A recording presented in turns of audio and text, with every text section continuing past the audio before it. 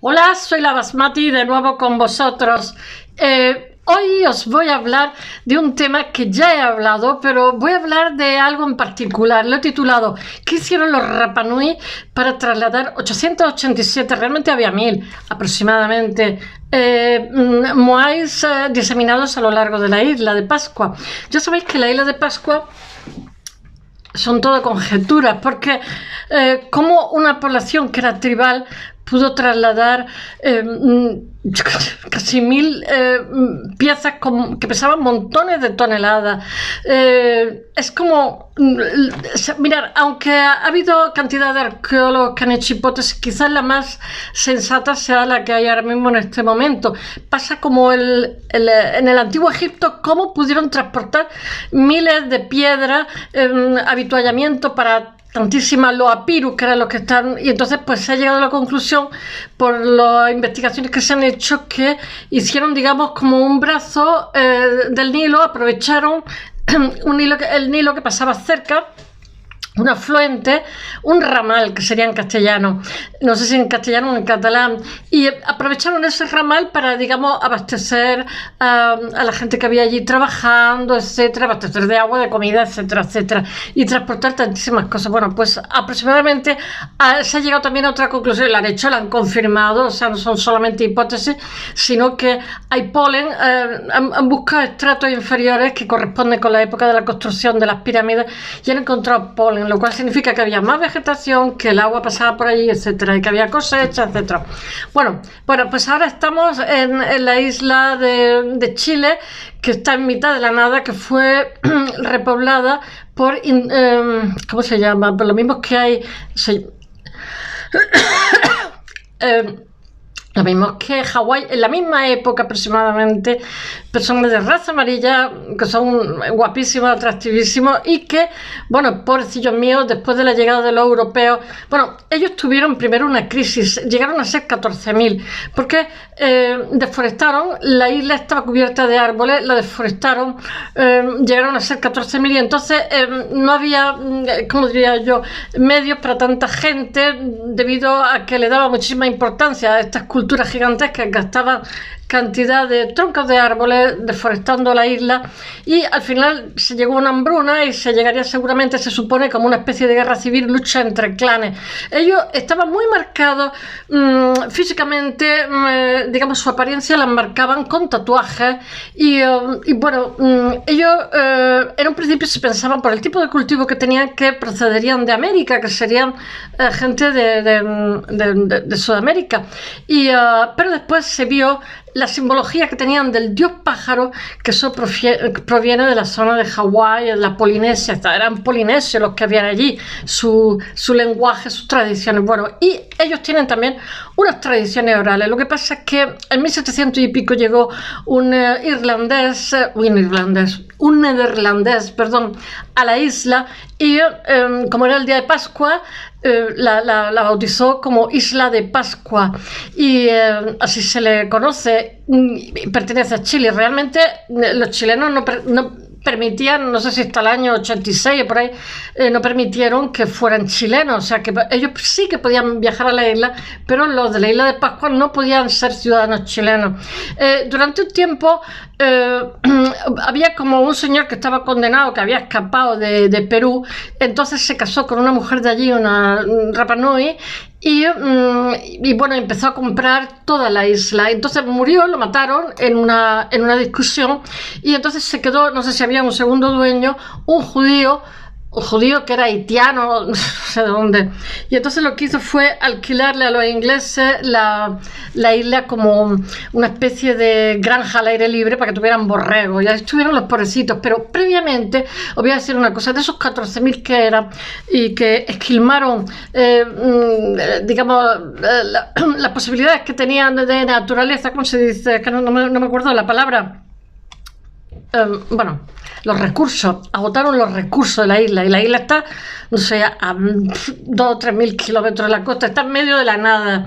Y bueno, pero lo peor fue cuando llegaron los europeos, este neerlandés que llegó allí, porque esclavizaron, mataron, en fin, solamente deciros que a final del siglo XIX quedaban 111 personas de los 14.000 que habían sido, porque llevaron muchísimas enfermedades. Indudablemente en la isla, al estar aislada, no te contagias de otros virus, pero tampoco tienes anticuerpos, y de alguna forma los españoles, que tan mala fama tenemos, yo no sé, también cultivados por Francia e Inglaterra, que eran nuestros, la gente que eran nuestra competencia, franceses e ingleses, y todas esas leyendas macabras, ¿no? Pues, por ejemplo, cuando se fue a la isla La Española, pues el problema que tenía fue la gripe que contagiamos, porque ellos,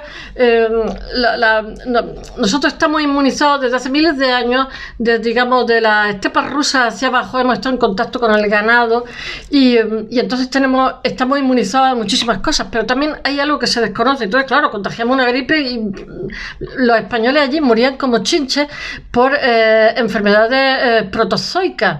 Pero no podéis imaginaros, de hecho la gente bien no iba si no era porque lo elegían un carguito, pero la gente que iba allí eran emigrantes porque estaban escasos de medios, porque nuestro sistema inmunodefensivo tampoco estaba preparado para el trópico ni ese entorno. O sea, cada uno estaba preparado para nuestro contexto, pero se nos sacan de ahí, y entonces esa es la razón también de que haya muchísimas ciudades en alto, como yo que sé, como La Paz y tantas otras, porque le picaba un mosquito y nos íbamos al otro barrio, yo que sé, o bebíamos agua y nos crecía de todo en el estómago.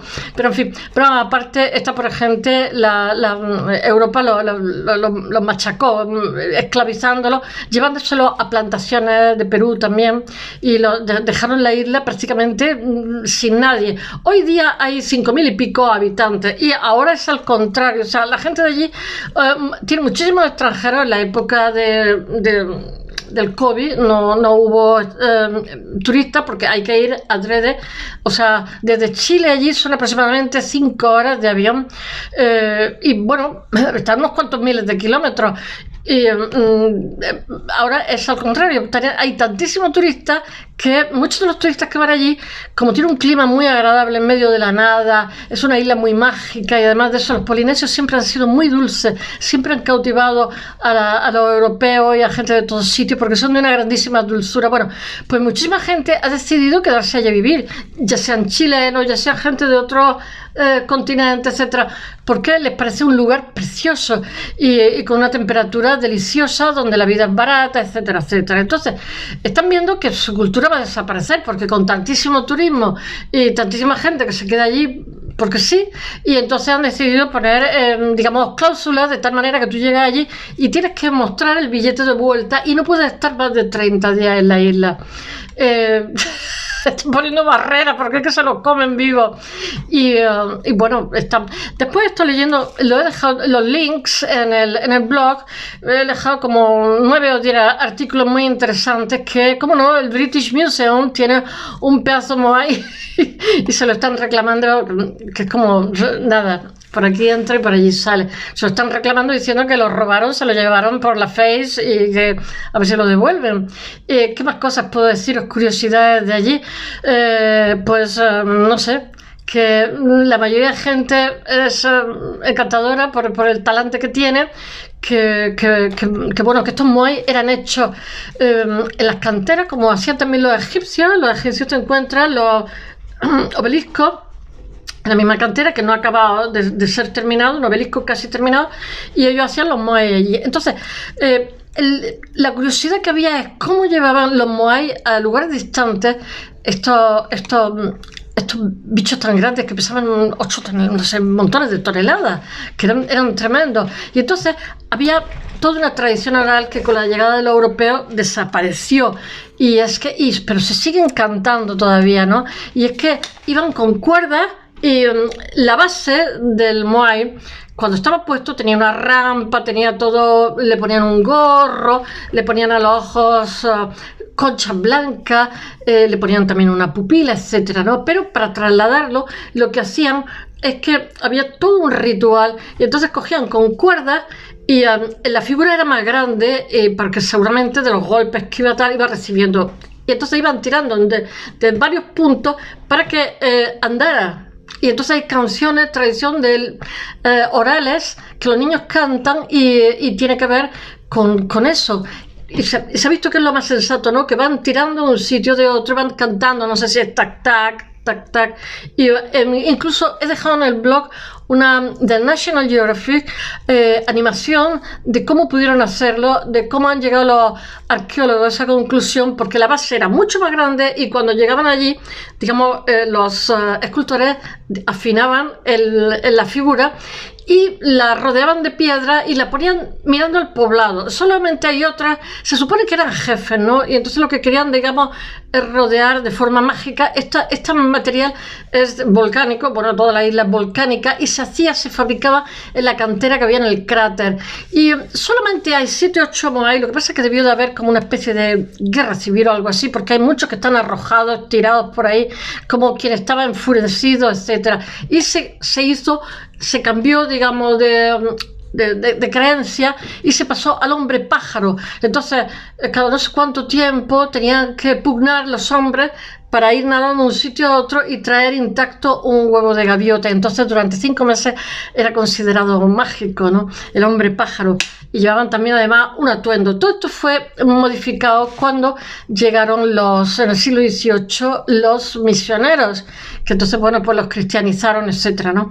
Y, ¿qué puedo deciros yo más de la isla de Pascua? Pues que el gorro se lo ponían allí para que tuviera una apariencia humana.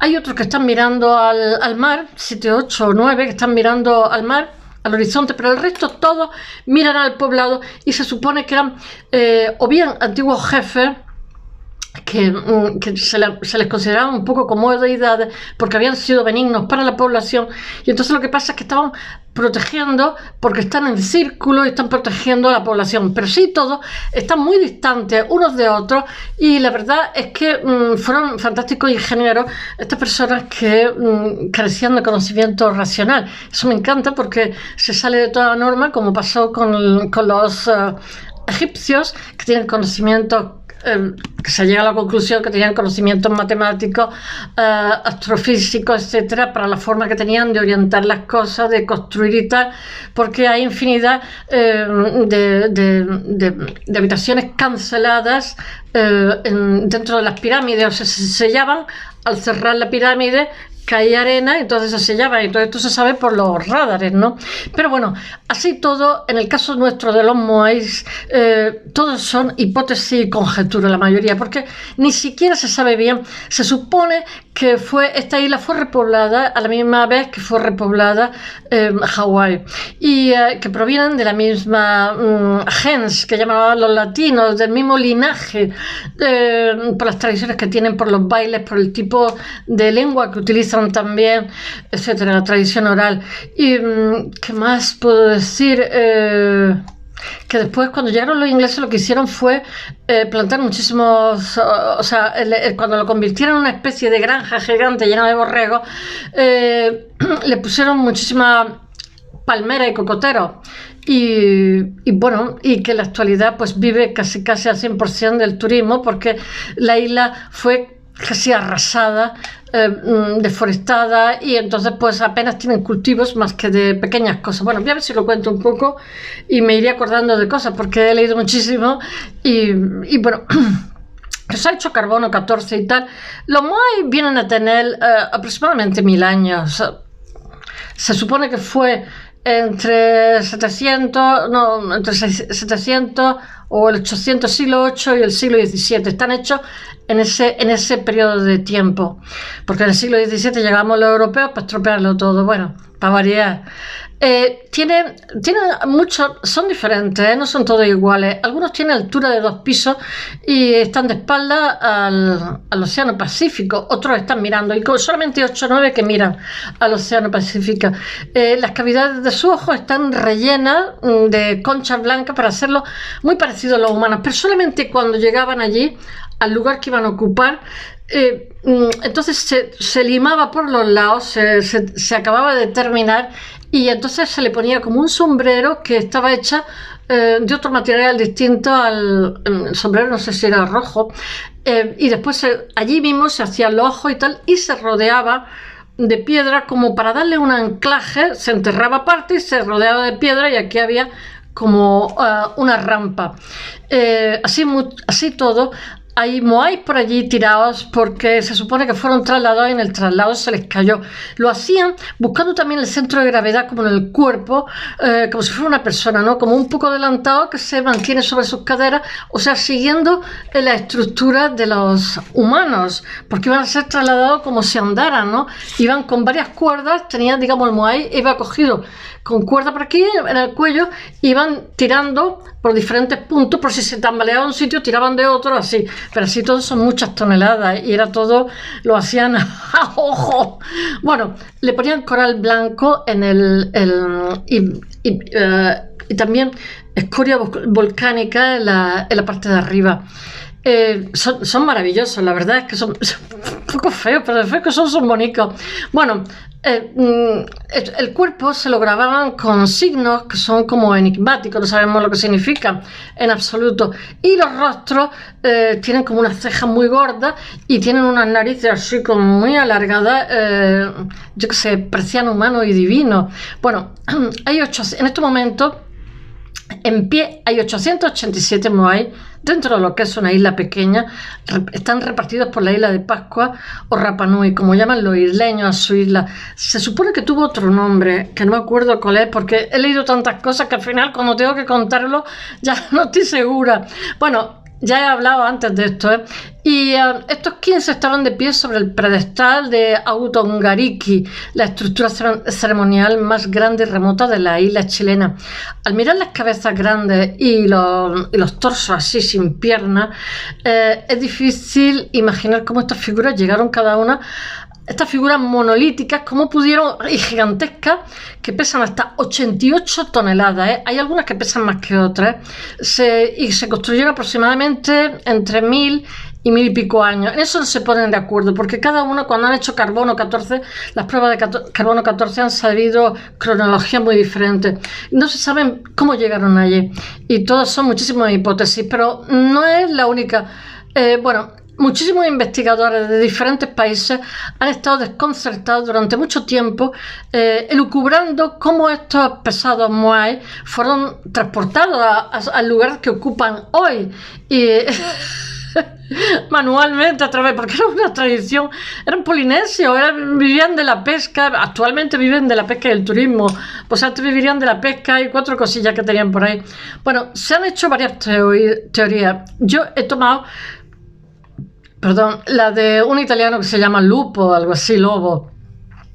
Se ha incluido el uso de troncos para hacer rodar las esculturas, incluso la creencia de la ayuda extraterrestre. Yo lo he oído también muchas veces aquí, cuando no sabemos, esto es como los recursos que hay en escritura Deus ex machina, ¿no? Cuando no sabes cómo tal, pues nos lo inventamos y ya está, los recursos. Pero sin embargo, parece que el secreto radica en la combinación de un diseño ingenioso y una escultura impecable que permite a esta escultura humana mantenerse de pie y mecerse es que iban andando, las tiraban con varios sitios así, y hacia adelante y hacia el otro, mientras eran guiadas por cuerdas. Lo que pasa es que deforestaron también aquello, lo que les otorga una capacidad de caminar.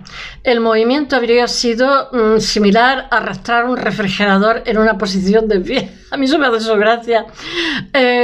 Con cada lado, avanzando poco a poco, uno a la vez. Bueno, el Carl Lipo es un arqueólogo especializado en moais, es autor de un estudio 2013 y saben cómo eran movidas estas esculturas.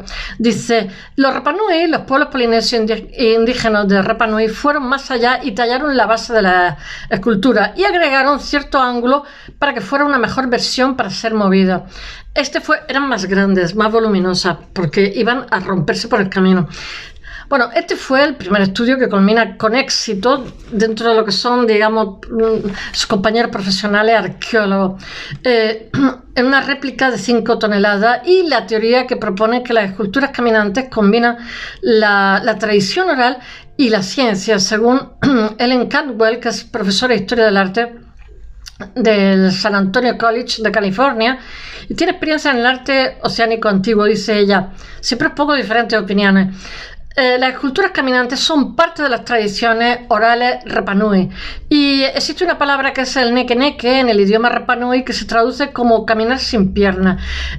Bueno, es una expresión que la utilizan en la literatura oral antigua que han heredado. Esta expresión son esas historias orales de tradición oral que los ancianos y los niños, los descendientes Rapa Nui, aunque los europeos destrozaron mucho, me refiero que los esclavizaron, se los llevaron y tal, todavía se han quedado esas tradiciones orales y responden a cómo los moai fueron trasladados a través de la isla de grandes distancias, porque para los pesos que tiene, la barbaridad de toneladas, sin ninguna maquinaria. Bueno, las canciones infantiles en Rapa Nui, como os he dicho, también cuentan las historias sobre las esculturas caminando y las leyendas. Dicen que un jefe con maná o poder sobrenatural ayudó a los moai a caminar. Dice: la tradición oral de la isla habla de que los moai caminan desde el lugar donde son hechos hasta su destino final encima de los altares. Allí encima de los altares los enterraban como a mitad casi y les ponían, como he dicho antes, para que fuera un anclaje, fueran sólidos, y le ponían como los alrededores de piedras grandes y una ¿cómo se llama?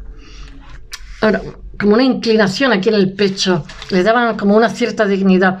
Bueno, Patricia Ramírez, que vive en Rapa Nui desde los 5 años y ahora trabaja allí como guía turística, dice: tradicionalmente la única forma de transmitir la historia en la isla era a través de las canciones, de los cánticos, de los juegos, de la poesía. Hay muchos cantos ancestrales de historias que hablan de los moai caminando como una nevera. Pero aunque los lugareños hablan durante mucho tiempo de que caminaban, los estudiosos extranjeros tardaron más de 200 años en llegar a la conclusión de que caminaban, de que era la forma en que transportaban los moai. Dice Lipo: hasta ahora los europeos y otros investigadores decían: no debe de haber habido otra forma, no pudo haber sino eso, no había forma de que pudiéramos pensar en mover las estatuas si no fuera con mucha gente. Esto resulta no ser cierto, el registro arqueológico realmente apunta a eso. Bueno, casi todas las esculturas son creadas en la cantera volcánica que hay en Ranu Raraku, antes de ser transportadas a pedestales de piedra conocidos como los ajus, en diferentes puntos de la costa de la isla. Ya os digo, unas veces mirando hacia el poblado y otras veces mirando hacia el mar. Los del mar son menos. El estudio del Lipo encuentra, además tienen como la mirada fija, encuentra que las esculturas inacabadas de las canteras y las abandonadas que yacen en los caminos al costado de las carreteras, es decir, las que necesitaban ser movidas, tenían bases más anchas en relación al ancho de los hombros en comparación con las esculturas que se encuentran en los atus. Claro, eran más grandes, se iban rompiendo por el camino y allí las terminaban. Bueno, allí les ponían los corales en el ojo y tal, y el sombrero. También inclinaban significativamente hacia adelante las piezas, porque lo hacen a la manera humana, para que el centro de gravedad sea parecido al humano, para que al moverse, mirad qué intuición.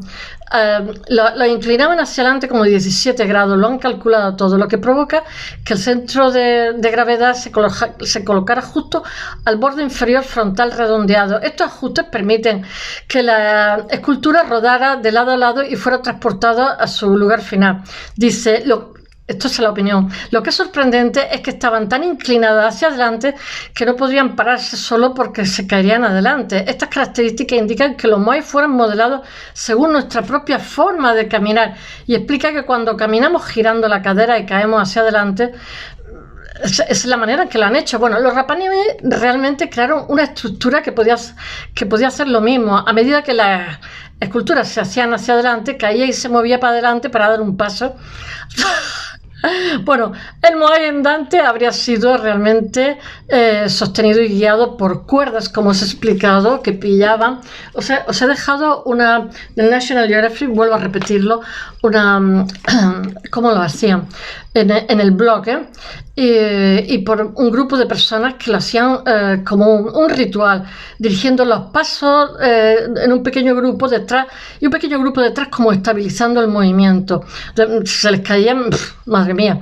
Una vez que la escultura alcanzaba el aju, que era el lugar donde iba a ser, los talladores de piedra cincelaban los ojos y redondeaban la base para ajustar el centro de masa, lo que les permitía que la escultura se mantuviera erguida por sí misma, dice, porque los Rapa Nui optaron por caminar la escultura en lugar de arrastrarla o hacerle rodar sobre tronco, y tuvo que ser con un aspecto práctico. Bueno, el peso de la escultura habría aplastado tronco, mientras que arrastrar un moai tan enorme requería una enorme mano de obra. En una isla remota y árida, con pocos recursos, caminar la estatua era un método bastante eficiente. Dice, ver la ingeniería que se necesitó para poder hacer y mover los moais con el menor costo.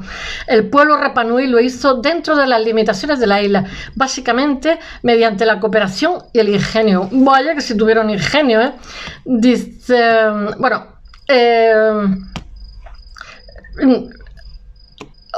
es que mirar una cosa, moai de 88 toneladas, moverlo 800 metros o varios kilómetros con unas pocas cuerdas, pues ya me diréis, o sea, eran unos artistas excepcionales. Otras estaban a 18 kilómetros y yo digo, ¿cómo moverían una pieza de 88 toneladas a 18 kilómetros? Estamos hablando desde el volcán donde se hacía, ¿eh? De verdad, eso es totalmente una hazaña de una antigua civilización, los Rapa Nui. Dice, crear estatuas ambulantes, estoy dando diferentes opiniones, debe de haber sido un proceso de prueba y error. Alrededor de 400 esculturas permanecen dentro y alrededor de la cantera de Raraku en varias etapas de finalización. Una indicación de que los talladores de piedra usaron el valle como un laboratorio artístico y tanto para experimentar con diferentes prototipos y además de eso, ¿con qué tallaban? Con diferentes prototipos antes de encontrar uno que pudiera moverse de manera eficiente, dice el arqueólogo el Carl Lippo. Dice, realmente documenta la historia de la artesanía, los experimentos, los intentos y los fracasos, obviamente como los que están en un laboratorio. Una vez que la escultura estaba lista, era sacada del valle, 88 toneladas, y guiada hacia su aju, que era su lugar. Los antiguos caminos que salían de Ramo Raraku, que es donde está el cráter donde se hacía, donde estaba la cantera que se hacían los Rapa Nui, eran cóncavos, lo que ayudaba y apoyaba los movimientos de balanceo de lado a lado del pedazo piedra. Y yo lo que no entiendo, bueno, claro, es cómo no devastaban, o sea, devastaban al final. Le quitaban mucha parte de alrededor, no sé, me imagino que tendrían sus buenas razones. Yo le hubiera quitado un montón de toneladas antes de llegar al sitio porque así pesaba menos, no lo sé. Sin embargo, no todos los maes llegaron a su sitio, a su ajus. Algunos perdieron el equilibrio en el camino y se salieron de su ruta.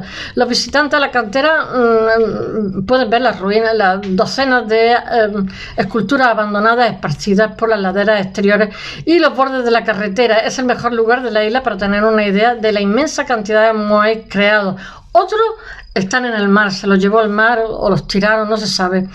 El estudio de Lippo, el arqueólogo Carl Lippo, encontró que estos moais caídos tienen roturas consistentes con caídas desde una posición de pie vertical, lo que fortalece la hipótesis que tienen, ¿no? La teoría que tienen de que caminaron. Una vez que la escultura llegaba a su destino y era remodelada para permitir que se mantuviera erguida, se levantaba sobre su aju, que era el lugar donde se dejaban, donde se depositaba. En este momento, los moai a veces eran rematados con sombreros de piedra. Como he dicho, los sombreros me hacen muchísima gracia, pero es que por lo visto había mucha obsesión que tuvieran forma humana y por eso le ponían los ojillos con coral y todas esas cosas.